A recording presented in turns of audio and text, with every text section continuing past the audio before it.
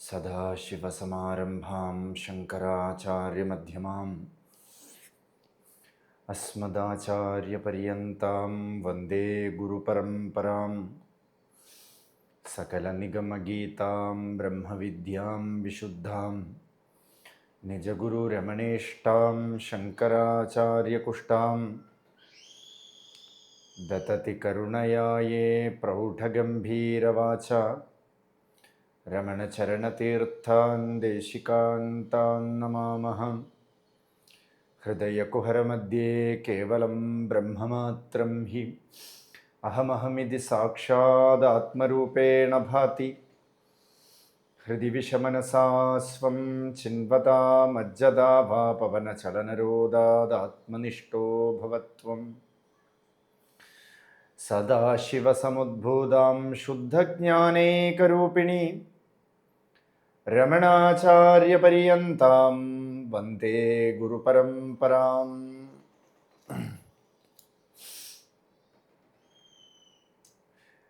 ഗുരുവരപ്രഭോ തവ കൃപാദൃശ ഭാതി ഹൃത്സ്ഥലേ ഭൂതഭാനുമാൻ.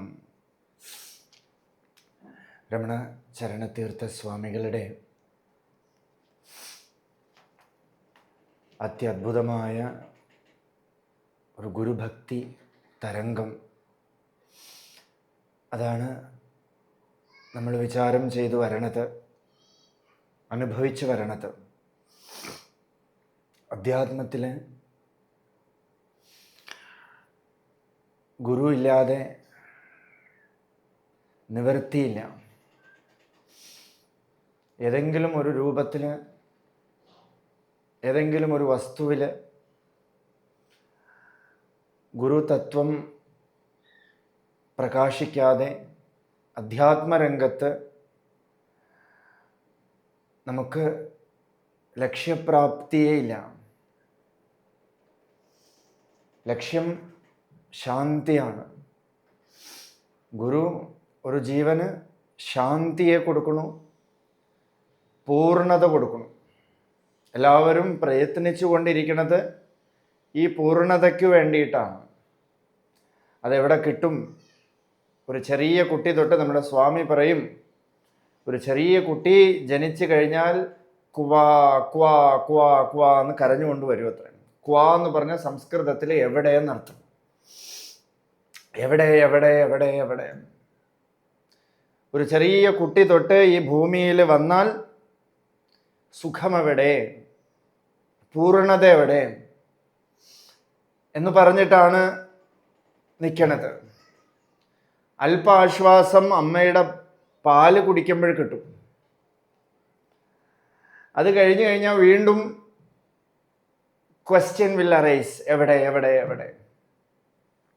ഇത് വലുതാകുമ്പോൾ പല പല വസ്തുവിൻ്റെ പിന്നാലെയുള്ള ഓട്ടം. എന്തൊക്കെയോ പിടിച്ച് തൻ പക്കത്തിൽ വച്ചു. നിറവില്ല, ശാന്തിയില്ല, പൂർണ്ണതയില്ല, സുഖമില്ല. എത്ര എത്ര കാര്യങ്ങൾ നേടണം എന്ന് വിചാരിച്ച് എയിം വെച്ച് അത് കിട്ടിക്കഴിഞ്ഞാലും സുഖം വാസ്തവത്തിൽ വരണില്ല. അല്പനേരം വന്നിരിക്കണു, പോണു. അങ്ങനെയാണ് ഒരു ജീവന്റെ ഉള്ളിൽ യഥാർത്ഥമായ ഒരു ക്വസ്റ്റ്യൻ വരണത്. ഉള്ളിൽ തന്നെ ഒരു question will manifest. Ramana Bhagavan പറയണത്, where that question arises the centre itself is the answer. എവിടെ നിന്നാണോ ആ വാസ്തവത്തിലെ question, that is Upanishad, that is who am I. Kenopanishad. വാസ്തവത്തിലെ ക്വസ്റ്റ്യൻ, ആ ക്വസ്റ്റ്യൻ എവിടെ നിന്ന് വരണു എന്ന് അന്വേഷിച്ച് പോയാൽ നമുക്ക് പതുക്കെ പതുക്കെ മനസ്സിലാവും, ആ സെന്റർ മനസ്സിലാവും. അപ്പോൾ ആരെടുത്ത് പോയി ചോദിക്കും നമ്മൾ? ലോക വ്യവഹാരങ്ങൾ നമ്മളെപ്പോലെ എന്തെങ്കിലുമൊക്കെ എക്സ്റ്റേണലി വാങ്ങിച്ച് വെച്ചിരിക്കണ ആരെടുത്തെങ്കിലും പോയി ചോദിച്ചിട്ട് കാര്യമുണ്ടോ? അവര് തത്രാ പിത്രാന്ന് എന്തെങ്കിലും ഒരു ഉപദേശം തരും, അല്ലേ? അപ്പോൾ നമുക്കൊരു വിലയിരുത്തൽ വേണം. ചിലര് വസ്ത്രമില്ല, കഴിക്കാൻ ഭക്ഷണമില്ല, വീടില്ല, ദ ബേസിക് എസെൻഷ്യൽസ് കൂടെ ഇല്ലാതെ ഇരിക്കണ ചിലരുണ്ടല്ലോ, നല്ല സുഖമായിട്ടിരിക്കണം. ഇപ്പൊ രമണ ഭഗവാനെ നോക്കൂ, ഒരേ ഒരു കൗബീനം മാത്രം.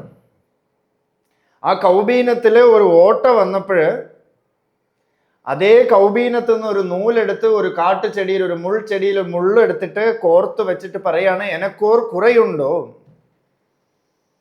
ആര് ചോദിച്ചാലും കുറവേ പറയണില്ല. നമ്മള് എന്തൊക്കെയോ നേടി വെച്ചിട്ട് പറഞ്ഞുകൊണ്ടിരിക്കുന്നത് മുഴുവൻ ഈ കുറവാണ്. അപ്പൊ എന്താ അവർക്ക് സ്പെഷ്യൽ? നമ്മളതില് നമുക്കുള്ള എന്തൊക്കെയോ അവർക്കില്ല, പക്ഷെ നമുക്കില്ലാത്ത എന്തൊക്കെയോ അവർക്കുണ്ട്. നമുക്കില്ലാത്തത് ശാന്തി, നമുക്കുള്ളത് എക്സ്റ്റേണൽ ലിമിറ്റഡ് തിങ്സ്, അവർക്കുള്ളത് അൺലിമിറ്റഡ് ശാന്തി. എക്സ്റ്റേണലി ഉള്ള വിഷയങ്ങൾ അവർക്കില്ല. അണ്ണാമലയായി അടിയേനെ ആണ്ട അன்றேன் ആവി ഉടൽ കൊണ്ടായി എനക്കോർ കുറയുണ്ടോ? അണ്ണാമലയായി അടിയനെ ആണ്ട് അன்றേ ആവി ഉടൽ കൊണ്ടായി. എന്നാണോ ഈ അണ്ണാമലയാർ, ഈ പരമേശ്വരൻ എന്നെ ആൾക്കൊണ്ടത്, ആൾക്കൊള്ളൽ എന്ന് പറയും, എന്ന് വെച്ചാൽ തടുത്ത് ആൾക്കൊള്ളൽ. ഒരു വലിയൊരു ആക്സിലറേഷനെ വെളിയിൽ നിന്ന് ഒരു എക്സ്റ്റേണൽ ഫോഴ്സ് വന്ന് തടുക്കണം. ആ തടുത്തതിന് ശേഷം, ആൾക്കൊണ്ടതിന് ശേഷം, ഭഗവാൻ പ്രത്യക്ഷപ്പെട്ടതിന് ശേഷം 2 വരം തന്നു. എന്താ വരം എന്ന് പറഞ്ഞാൽ, എൻ്റെ ശരീരത്തിനെ അങ്ങോട്ട് എടുത്തു, എൻ്റെ മനസ്സിനെ അങ്ങോട്ട് എടുത്തു. എനക്കോർ കുറയുണ്ടോ? പിന്നെ ഒരു കുറവുമില്ല, അത്രയും പരിപൂർണമായി. അപ്പോ കുറവിൻ്റെ ഡെഫിനിഷൻ എന്താന്ന് വെച്ചാൽ ശരീരം, കുറവിൻ്റെ ഡെഫിനിഷൻ മനസ്സ്. ഈ 2 കുറവുകളെ നികത്താനാണ് ഗുരുവിൻ്റെ മാനിഫെസ്റ്റേഷൻ. അങ്ങനെ ആ 2 കുറവ്, ആ 2 സർജറി, ആ പ്രധാനപ്പെട്ട സർജറി അല്ലേ, മേജർ സർജറി, ലോകത്തിലെ ഏറ്റവും പ്രശസ്തനായിട്ടുള്ള ഡോക്ടർമാർ കൂടെയും ചെയ്യാൻ പറ്റാത്തതായിട്ടുള്ള ഈ സർജറി ഗുരു ചെയ്ത് നമ്മളെ പരിപൂർണമാക്കി ശാന്തമാക്കി വെക്കണം. ആ ഗുരുവിൻ്റെ അടുത്ത് ഒരു ഒരു ഒരു കൃതാർത്ഥത എങ്ങനെ പ്രയോഗിക്കേണ്ടത് അറിയില്ല. പല ശിവഭക്തന്മാർക്കും പരമേശ്വരൻ തന്നെയാണ് ഗുരു. ഇപ്പൊ സുന്ദരമൂർത്തിക്ക് പരമേശ്വരൻ തന്നെയാണ് ആൾക്കൊണ്ട് തിരുവെണ്ണയിനല്ലൂർ എന്ന ക്ഷേത്രത്തിന്റെ മുമ്പിൽ വെച്ചിട്ട് വിശ്വരൂപം കാണിച്ചു കൊടുത്തു, സ്മൃതിയെ കൊടുത്തു. അങ്ങക്ക് ഞാൻ എന്താ ചെയ്യേണ്ടതെന്ന് ചോദിച്ചു. അപ്പൊ പറഞ്ഞു, എനിക്ക് പാടൂ, നീ എനിക്ക് പാടൂ. അയ്യോ, ഞാനെങ്ങും പാട്ട് പഠിച്ചിട്ടൊന്നുമില്ല, നിങ്ങൾ തന്നെ ആദ്യത്തെ വരി എടുത്ത് തരൂ എന്ന് പറഞ്ഞു. അത്രേ ഉള്ളില് ആ പരമേശ്വരൻ്റെ അടുത്ത് തന്നെ പറഞ്ഞു, ആദ്യത്തെ വരി എടുത്ത് തരും. അപ്പോ ഈ വിരുദ്ധൻ എന്ത് ചെയ്തു എന്ന് വെച്ചാൽ, ആദ്യം ഈ കിളവൻ കല്യാണ മധ്യത്തിൽ കയറി വരുമ്പോൾ ഈ ഭ്രാന്തൻ എന്ന് വിളിച്ചു അത്രേ. ഈ ഭ്രാന്തന്റെ ശിഷ്യനാണോ ഞാൻ, ഈ ഭ്രാന്തന്റെ ദാസനാണോ ഞാൻ ചോദിച്ചു അത്രേ. അപ്പോൾ ഭഗവാൻ പറഞ്ഞു, നീ എന്നെ ആദ്യം എന്താ വിളിച്ചത് അത് വെച്ച് തന്നെ പാടിക്കോളൂ എന്ന് പറഞ്ഞു. പിത്താ പിറൈ സൂടി പെരുമാനേ അരുളാള, പിത്താന്ന് തന്നെ വിളിച്ചു അത്രേ. പിത്ത എന്ന് പറഞ്ഞാൽ ഭ്രാന്ത എന്നർത്ഥം. നോക്കൂ, ഭഗവാനെ നമുക്ക് എങ്ങനെ വേണോ എക്സ്പ്രസ് ചെയ്യാം. ചെറിയ കുട്ടിയായിരിക്കുമ്പോൾ ഗുരു എന്ത്, ശിഷ്യൻ എന്ത്, ഒന്നുമേ അറിയാത്ത പ്രായത്തിലെ ജ്ഞാനസമ്പന്നർക്ക് പരമേശ്വരൻ ക്വാ ക്വാ ക്വാ ക്വാ എന്ന് കരഞ്ഞപ്പോൾ പരമേശ്വരൻ പാല് കൊടുത്തു അത്രേ.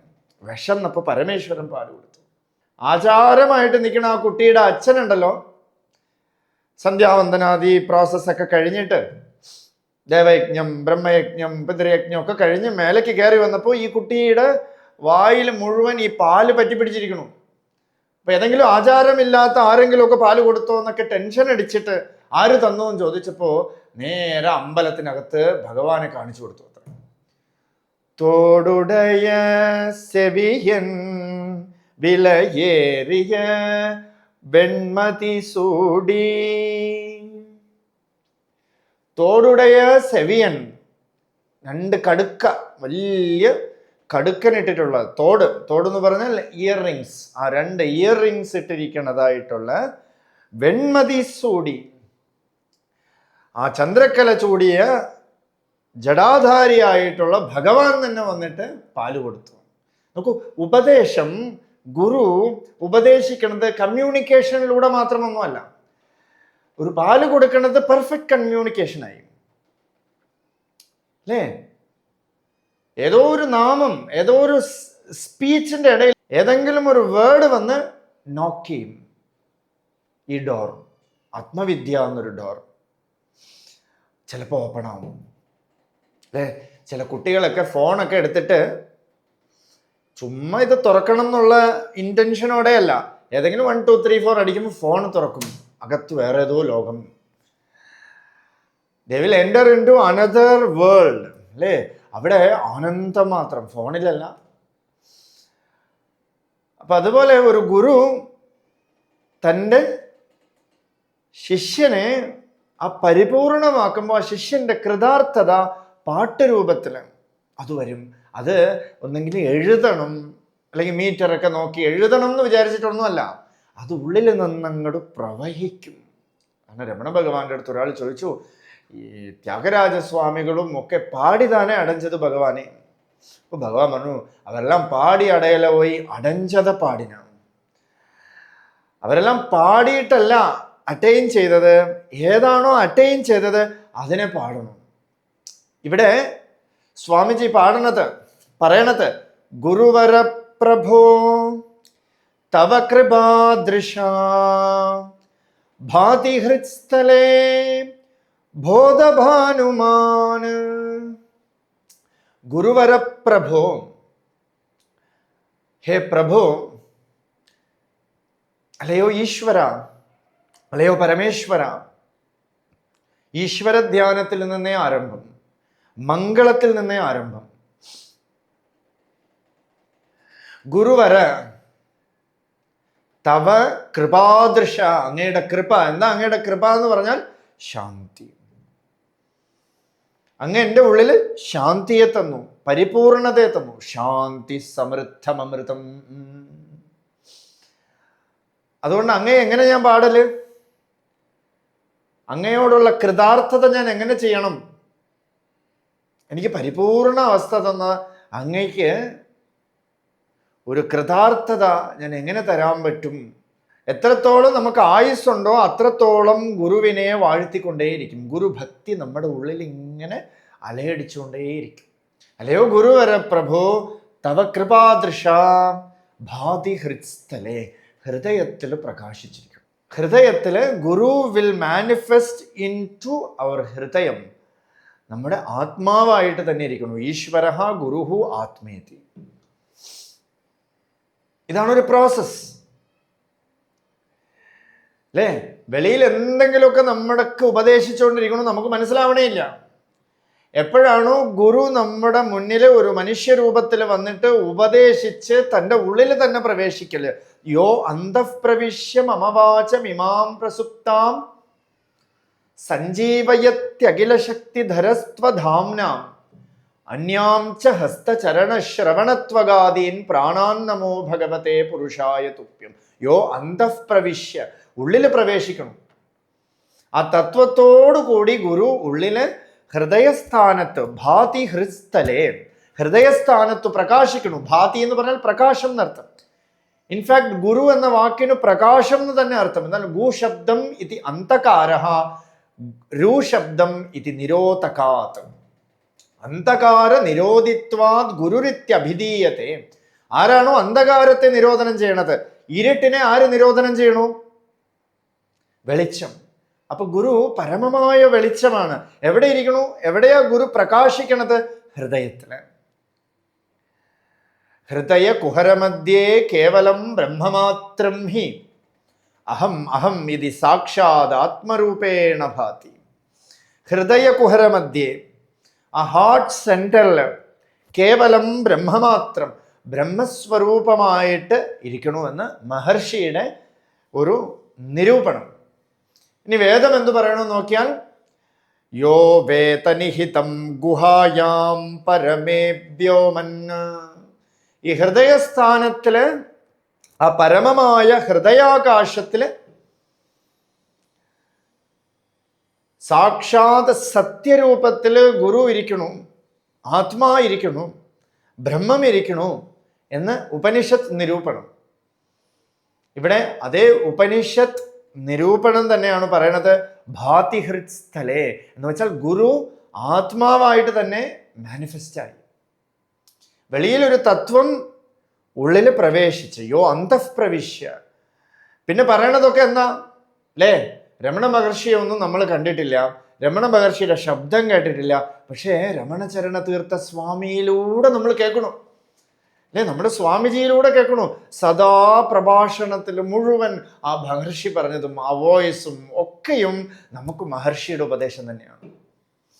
മഹർഷി എന്തുപദേശിച്ചോ അല്ലേ? ഉപാധിയിൽ വ്യത്യാസമുണ്ട്, ശരീരം വ്യത്യാസമുണ്ട്. ഇനി ചിലപ്പോ പലതരത്തിലുള്ള ക്രിയകളിലോ പ്രാരബ്ധത്തിലോ ഒക്കെ വ്യത്യാസമുണ്ട്.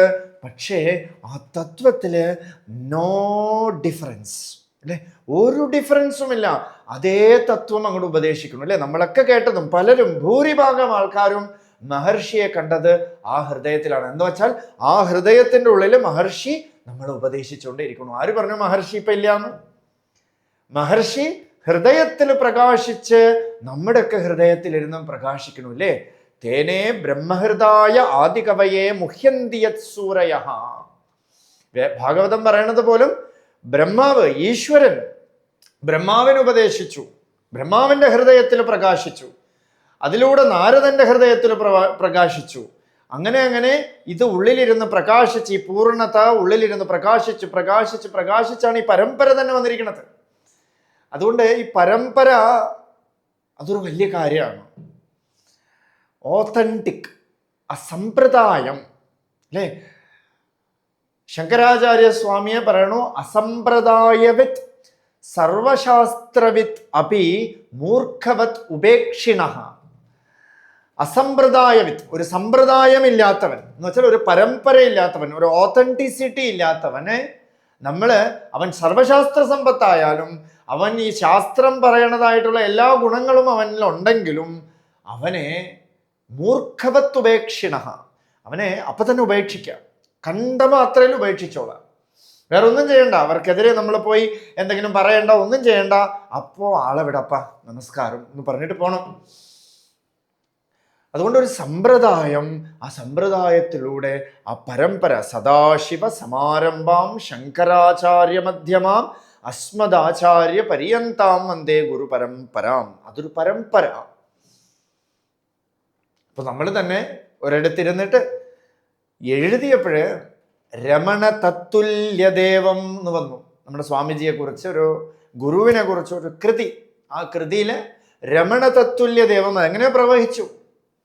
എന്താ രമണ തത്തുല്യദേവം എന്ന് പറഞ്ഞാൽ ആ ഉള്ളിലിരിക്കണ പ്രകാശം, ആ മഹർഷി കൊടുക്കണതായിട്ടുള്ള ആ ടീച്ചിങ്, അത് നിത്യനിരന്തരം ആ ജീവിതത്തിൽ മുഴുവൻ നമുക്ക് കാണാം. അതാണ് ഭാതി ഹൃത് സ്ഥലേ, പ്രകാശം ഹൃദയത്തിൽ ആ ഗുരു ഇരുന്ന് പ്രകാശിക്കണു.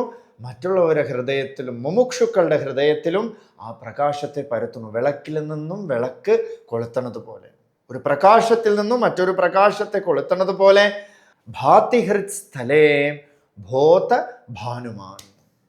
എങ്ങനെയാ പ്രകാശിക്കണത്? ഭോതം എന്ന വാക്കിന് ജ്ഞാനം എന്ന് തന്നെ അർത്ഥം, അറിവ് എന്ന് തന്നെ അർത്ഥം, പ്യുവർ കോൺഷ്യസ്നെസ്. അത് നമ്മൾ ബോധം കിട്ടു എന്ന് പറയുന്ന ബോധമല്ല, പ്യുവർ കോൺഷ്യസ്നെസ്, ഉണർവ്. പ്രതിബോധ വിദിതം മതം എന്ന് ഉപനിഷത്ത്, കേനോപനിഷത്ത് വാക്യം. പ്രതിബോധ വിദിതം എന്ന് പറഞ്ഞാൽ ഈ ഉണർവിനെ പ്രതിവിദിതം, പിന്നാലെ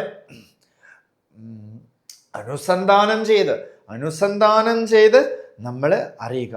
അപ്പോഴ് ആ ബോധ ഭാനുമാൻ, ആ ബോധ സൂര്യൻ ഉദിക്കണം. ഭാനുമാൻ എന്ന് പറഞ്ഞാൽ സൂര്യൻ. ആ ഗുരുവിന്റെ കൃപയില് ഹൃദയസ്ഥാനത്ത് പരമവെളിച്ചമായിട്ടുള്ള ഒരു ബോധസൂര്യൻ പ്രകാശിക്കണോ. ആ സൂര്യൻ എന്താന്നാ വിവേക ചൂടാമണിയിൽ പറയണതെന്ന് വെച്ചാൽ സ്വാത്മനി അനസ്തമയ സംവിധി കൽപ്പിത.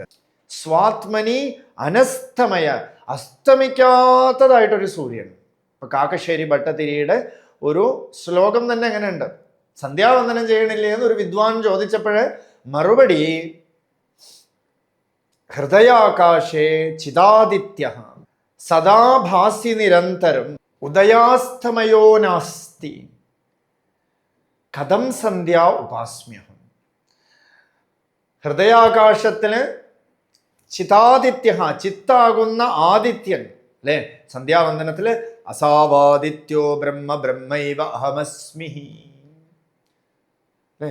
ആദിത്യൻ ഉള്ളില്, വെളിയിൽ പ്രകാശിച്ചിരിക്കുന്ന ആദിത്യൻ ഉള്ളില് ആദിത്യന്റെ പ്രതിനിധിയാണ്. ആ ആദിത്യൻ തന്നെയാണ് ഉള്ളില് പ്രകാശിച്ചിരിക്കുന്നത്. ഭാനുമാനായിട്ട്, നല്ല പ്രകാശവത്തായിട്ട്, സൂര്യനായിട്ട്, ഒരു കാലത്തും അസ്തമിക്കാത്തതായിട്ടുള്ളത്. സംവിധി കൽപ്പിതസ്യ, സംവിത്ത്, സംവിത്ത് എന്ന് പറഞ്ഞാൽ ബോധം, അറിവ്, ഞാൻ ഉണ്ട് എന്നൊരറിവ്. എന്തിനെയൊക്കെയോ തേടി, നിറവ് കിട്ടിയില്ല, എല്ലാത്തിനും അങ്ങോട്ട് വിട്ടിട്ട് ന്യാസമേഷാം തപസാമതിരിക്തമാഹുഹു. ന്യാസം ഒന്ന് മാത്രം, ആ സമ്പൂർണമായിട്ടുള്ള പ്രതിഷ്ഠ. ഒന്നുകിൽ എല്ലാത്തിനും തള്ളിയിട്ട് തള്ളിക്കളയാൻ പറ്റാത്തതായിട്ടുള്ള പൊരുളായിട്ടിരിക്കുക, ഇല്ലെങ്കിൽ എല്ലാത്തിനെയും ഒന്നും തള്ളേണ്ട ആവശ്യമില്ല. ഏതൊരു പൊരുൾ ബ്രഹ്മസത്യം എന്ന് ഉറച്ചാൽ ജഗത് മിഥ്യയായി. ഇല്ലെങ്കിൽ ജഗത് മിഥ്യ എന്ന് പറഞ്ഞ് തള്ളിക്കളഞ്ഞാൽ ബ്രഹ്മസത്യം ഏതൊന്നാണോ പ്രകാശിച്ചിരിക്കുന്നത് അതങ്ങനെ ഇരിക്കും. അഥവാ ബ്രഹ്മസത്യത്തിൽ ഉറച്ചാൽ ജഗത് തുച്ഛമേ തത്ത്, ജഗത്ത് മുഴുവൻ അങ്ങോട്ട് മറഞ്ഞു പോകും അല്ലേ. അതുപോലെ ബോധ ഭാനുമാൻ, ആ പ്രകാശവത്തായ സൂര്യൻ ആണ് ഹൃദയത്തില് യോ അന്തഃപ്രവിശ്യ, എൻ്റെ ഹൃദയസ്ഥാനത്തിൽ ഗുരു ഇരിക്കണു. എൻ്റെ ഹൃദയം എന്ന് പറഞ്ഞാൽ ഹൃതി അയം. ഹൃതി എന്ന വാക്കിന് ആനന്ദം എന്നർത്ഥം. ഗുരു നമ്മുടെ ഉള്ളിലെ ആനന്ദത്തെ ടച്ച് ചെയ്യണം, കാണിച്ചു തരുന്നു. ദിശന്തി സംസാരഭ്രമണ പരിതാപോപശമനം, അവിടേക്ക് കാണിച്ചു തരണു. ഒരു ഒരു ഒരു വഴികാട്ടി, ഒരു ദേശികൻ. വഴി കാട്ടനോടൊപ്പം തന്നെ വന്ന് ഉള്ളില് പ്രതിഷ്ഠയാവണം ഹൃദയത്തിൽ. പിന്നെ നമ്മുടെ ഗുരുഭക്തി എങ്ങടാ? സ്വസ്വരൂപ അനുസന്ധാനം. ഉള്ളില് ആ ഹൃദയഭക്തി തന്നെ ഗുരുഭക്തി. ആത്മവിചാരം ചെയ്യും, അത് തന്നെ ഗുരുഭക്തി എന്ന് രമണ ഭഗവാനെ പറഞ്ഞു. ഇതുവാ ഗുരുസേവേ, ആത്മവിചാരം പണ്ണുപോയി. കുഞ്ചുസ്വാമിക്ക് ഉപദേശം. വെളിയിൽ പോയി എന്തൊക്കെയോ ചെയ്യണതാണോ ഗുരുഭക്തി? ഗുരു എന്താണോ പറയണത് അത് നിത്യനിരന്തരം ചെയ്തുകൊണ്ടിരിക്കുന്നതിനെയാണ് ഗുരുഭക്തി എന്ന് നമ്മൾ പറയണത്. ആ ഗുരുഭക്തി, ഗുരുഭക്തി ചെയ് മനമേ, ഈ മനസ്സ് ഉള്ളില് ഹൃദയസ്ഥാനത്തില് നിത്യം ഈ ഗുരുവിന് അഭിഷേകം, അർഘ്യങ്ങൾ ഒക്കെ കൊടുത്തുകൊണ്ടിരിക്കാം. അത് പ്രതിബോധവിദിതം, ഇത് തന്നെ ഗുരുഭക്തി. അണ്ടർലൈൻ ആയിട്ട് വെച്ചോളൂ, പ്രതിബോധവിദിതം മതം. അങ്ങനെ ഹൃതി അയം, അയം ഇതി ആത്മാ എന്നർത്ഥം. അയം ആത്മാ ബ്രഹ്മ. അയം മേ ഹസ്തോ ഭഗവാൻ, അയം മേ ഭഗവത്തലഃ. അയം ഭഗവാനാണ്. ദാറ്റ് വിച്ച് മീൻസ് തത് എന്ന് പറഞ്ഞാൽ അത് ഭഗവത് പദമാണ്. ആ ഹൃതി അയം, ആ തത്രൂപത്തില് അസ്യരൂപമായിട്ട്, അനുഭവരൂപമായിട്ട് ഭഗവാൻ, ആ ഗുരു ഉള്ളിൽ ഹൃദയത്തിൽ പ്രകാശിച്ചിരിക്കുന്നു. ആ പ്രകാശം നമ്മൾ ഒരല ആയിട്ട് കാണുന്നു. ഓരോ അല, ഈ അലകളൊക്കെ നമ്മൾ ആരാഞ്ഞു നോക്കിയാൽ ആരായുകിൽ അലകൾ നീരായിടും. ഇത് ഒരേ ഒരു നീര് തന്നെയാണ്. ഈ ഇത്ര പാട്ടിലും ഒരേ ഒരു പൊരുളിനെ തന്നെയാണ് പറയണത്, ഒരേ ഒരു തത്വത്തെ തന്നെയാണ് പറഞ്ഞുകൊണ്ടിരിക്കുന്നത്. ആ തത്വത്തെ നമുക്ക് നാളെ തുടർന്ന് കാണാം. അരുണാചല ശിവ, അരുണാചല ശിവ, അരുണാചല ശിവ, അരുണാചല, അരുണാചല ശിവ, അരുണാചല ശിവ, അരുണാചല ശിവ, അരുണാചല.